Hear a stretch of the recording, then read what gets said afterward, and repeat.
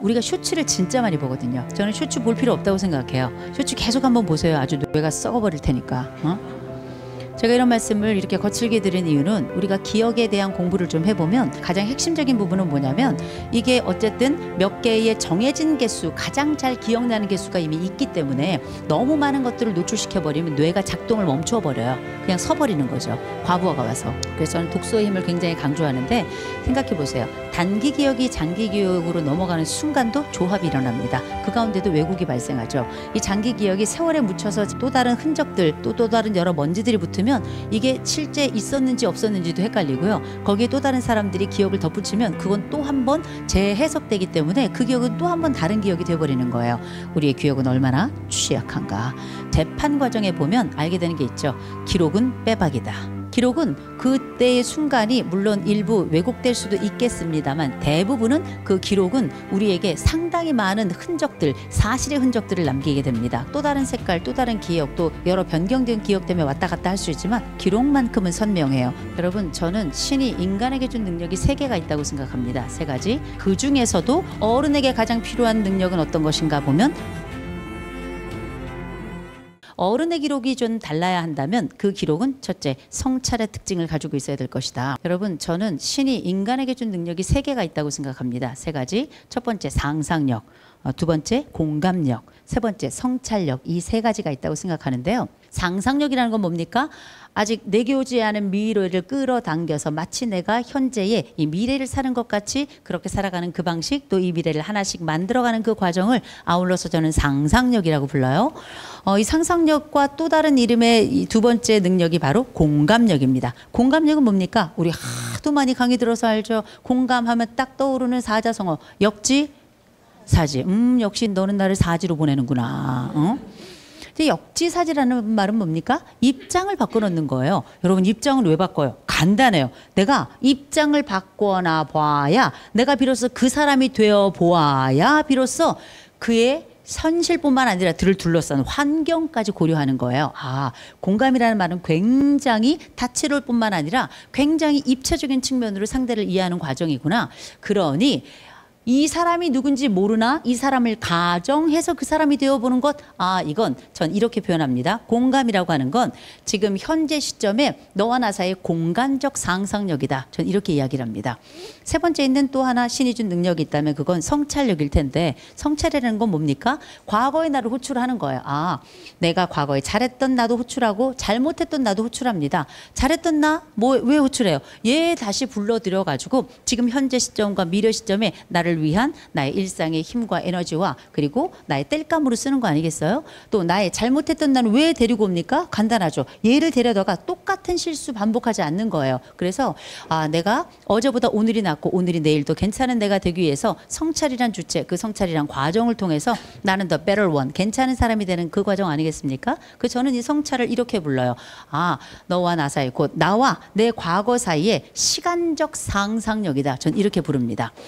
여러분이 생각하고 정의하고 있는 상상력이나 여러분이 생각하거나 정의하는 공감력이나 여러분이 생각하거나 정의하고 있는 성찰력의 단어가 무엇이든지 간에 저는 저의 정의를 갖습니다. 여러분은 어떤 정의를 갖나요? 지금 제가 말씀드린 이 3가지, 상상력, 공감력, 성찰력, 이 3가지가 저는 신이 인간에게 준 가장 큰 능력인데 그 중에서도 어른에게 가장 필요한 능력은 어떤 것인가 보면 돌아보는 능력, 전 성찰력이라고 생각합니다. 그러면 우리는 무엇으로 성찰하는가? 무엇으로 과거의 나를 현재의 나와 대비하고 현재의 나를 미래의 나와 대비해서 함께 더 나은 지점으로 나아가기 위한 내 인생의 통찰 과정을 만들어낼 것인가? 그러면 이 성찰의 가장 핵심에는 2가지가 있습니다. 하나, 기억이 있고요. 또 하나, 기록이 있어요. 기억 중에는 좋은 기억은 우리가 기쁨이고 행복이었다 말하고 부정적이고 안 좋았던 기억은 실수와 낭패라고 보통 이야기를 하죠. 근데 사람에게는 이상하게 자꾸만 좋은 기억, 괜찮았던 행복의 기억보다 망가지고 상처받고 쓰라리고 자빠졌던 그 기억들만 선명하단 말이에요. 그 이유는 간단하시죠? 많이 해서 그래요. 그런데 그게 많아서가 아닙니다. 원래 사람의 몸이라고 하는 게 존재라는 게 디펜스 메커니즘의 발견, 곧 나의 보호 기제가 먼저 움직이게 돼 있어서 두 번째 실수를 할 때 생겨나는 여러 위기들을 대처하기 위해서 나의 잘못했던 지점이 더 오래 기억나는 거예요. 그래서 우리가 지나보면 행복은 순간이고 고통은 영원한 것 같잖아요. 근데 그건 실제 그렇지 않습니다. 좋았던 지점, 또 여러분이 생각하고 있는 행복의 정의와 제가 가지고 행복의 정의가 좀 달라서 그럴 수도 있어요. 저는 행복은 뭐라고 생각하냐? 별일 없으면 행복한 거예요. 그래서 많은 분들이 권태에 대해서 얘기 많이 하시더라고요. 권태의 가장 기본적인 전제는 뭔지 아십니까? 별일 없는 거예요. 지루할 정도로 별일이 없는 거예요. 그럼 어떻게? 사고를 치죠. 사고를 쳐서 우리의 인생 활력 있게 만들잖아요. 인간은 다 위기를 자초하면서 스스로 기쁘다고 느낍니다. 어떻게 보면 다 마조이스트들이에요. 막 고통받을 때 막 괴로워, 막 이러고 좋아, 막 이런 거 있어요. 그런데 한 가지 분명한 건 있죠. 우리의 기억은 우리에게 기록이 될 때 우리에게 제대로 된 성찰을 갖다 준다. 기억은 얼마나 단순하고 기억은 얼마나 흔들립니까? 기억이라는 게 얼마나 왜곡되기 쉬워요. 내가 가지고 있는 내 기억조차 내 스스로에게 완전하지 않다는 걸 너무나 잘 알고 있죠. 여러분들 알고 계시죠? 기억이라는 게 저는 요새 책 많이 보라고 말씀드리는 사람이거든요. 왜냐? 우리가 쇼츠를 진짜 많이 보거든요. 쇼츠 많이 보시잖아요. 쇼츠 진짜 많이 보는데 저는 쇼츠 볼 필요 없다고 생각해요. 쇼츠 계속 한번 보세요. 아주 뇌가 썩어버릴 테니까. 제가 이런 말씀을 이렇게 거칠게 드린 이유는 제가 얼마 전에 스카프를 한번 매보려고 하루 종일 스카프 매는 법을 봤거든요. 슈츠로. 아직도 못 매. 근데 그 사이에 또 다른 엄청난 슈츠들을 많이 봤겠죠. 그래서 그럴 수도 있겠지만 우리가 기억에 대한 공부를 좀 해보면 기억은 흔히 우리가 오랫동안 기억하는 걸 장기 기억이라고 부르죠. 장기 기억은 반드시 단기 기억들이 장기 기억으로 넘어갔기 때문에 존재하는 거예요.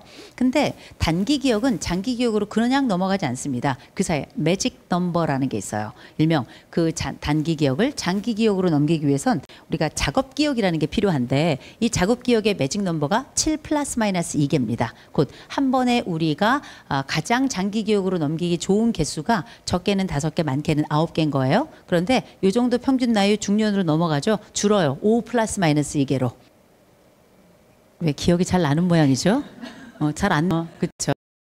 그런데 가장 핵심적인 부분은 뭐냐면 이게 어쨌든 몇 개의 정해진 개수, 가장 잘 기억나는 개수가 이미 있기 때문에 너무 많은 것들을 노출시켜버리면 뇌가 작동을 멈춰버려요. 그냥 서버리는 거죠. 과부하가 와서. 그래서 저는 독서의 힘을 굉장히 강조하는데 생각해 보세요. 단기 기억이 장기 기억으로 넘어가는 순간도 조합이 일어납니다. 그 가운데도 왜곡이 발생하죠. 이 장기 기억이 세월에 묻혀서 또 다른 흔적들, 또 다른 여러 먼지들이 붙으면 이게 실제 있었는지 없었는지도 헷갈리고요. 거기에 또 다른 사람들이 기억을 덧붙이면 그건 또 한 번 재해석되기 때문에 그 기억은 또 한 번 다른 기억이 돼버리는 거예요. 우리의 기억은 얼마나 취약한가. 그 취약한 기억, 그것도 일부의 기억 속에서 내 삶을 평가하고 이 일부의 기억을 통해서 내 삶이 이러니 저러니 이야기한다는 건 참 이상한 일 아니겠습니까? 그러나 우리가 변호 과정을 통해서 재판 과정에 보면 알게 되는 게 있죠. 기록은 빼박이다. 그죠? 기록은 그때의 순간이 물론 일부 왜곡될 수도 있겠습니다만 대부분은 그 기록은 우리에게 상당히 많은 흔적들, 사실의 흔적들을 남기게 됩니다. 그래서 우리가 일기를 쓸 때도 그랬고 여러분들이 여러 기록들을 남긴 것들을 보면 이 모자이크라고 하는 게 선명해지는 과정은 남아있는 기록을 통해서 가장 선명해진다. 우리 인생의 모자이크라는 게 나 혼자 살았다고 해서 완전히 회복되고 알고 명확해지는 게 아니죠. 내 인생 기록은 내 친구의 기억 속에 내 가족의 또 다른 곧 나 아닌 또 다른 사람들의 기억이 합쳐져야 완벽한 모자이크가 만들어지는 겁니다. 그런데 그 가운데 여러 가지가 또 다른 색깔, 또 다른 기억, 또 여러 변경된 기억 때문에 왔다 갔다 할 수 있지만 기록만큼은 선명해요. 그 기록을 통해서 우리는 훨씬 더 괜찮은 인생의 족적을 확인하고 다음번에 내 가지고 있는 기록들을 통해 더 나은 사람이 되고 괜찮은 사람이 되고 괜찮은 여러 역할들을 했구나라는 걸 또 한번 확인하는 거 아니겠습니까? 어쩌면 기록이 나다. 또 내가 기록이고 기록은 역사고 내가 역사가 된 세상에서 기록은 나의 역사다라고 감히 얘기할 수 있을 것 같습니다. 놀라울 정도로 기록하는 사람들은 긍정적이에요. 놀라울 정도로 글을 쓰는 사람들은 그렇지 않은 사람들에 비해서 자기에 대한 이해가 보다 선명합니다. 저는 인간이 긍정적인 방향으로 가면서 신과 만난다고 믿는 사람입니다. 종교의 중심엔 사랑이 있고요. 상담의 끝엔 희망이 있다. 제가 늘 이렇게 이야기하거든요. 그런데 종교도 기록 가운데 문서로 남아 있고요. 한 개인도 기록이 있어야 그렇게 희망을 향해 갈 수 있다고 저는 생각을 합니다. 잊지 마시고 우리가 지금 어른으로 살아가고 있고 이미 우리는 얼굴만 봐도 어른이고 어른이 누구인지 묻는다면 우리는 지금 이 디지털 시대 또 100+ 알파 시대에 내가 어떤 말을 하는가 내가 어떤 행동을 하는가 또 내가 어른으로서의 조망력을 어떻게 갖출 것인가 더 나아가서 내가 무엇을 기록하고 무엇을 남길 것인가에 따라서 나의 역사가 형성되고 구성되고 그리고 또 다른 자들에게 남겨져서 그들의 또 하나의 카펫이 될 것이다. 그런 우리의 역할들이 바로 어른이 스스로를 살아가고 스스로를 남기는 과정이다. 감히 그런 말씀을 드리기에 어른의 기록은 달라야 된다라고 말씀드리고 싶습니다. 강의 여기까지 하겠습니다. 고맙습니다. 네, 고맙습니다.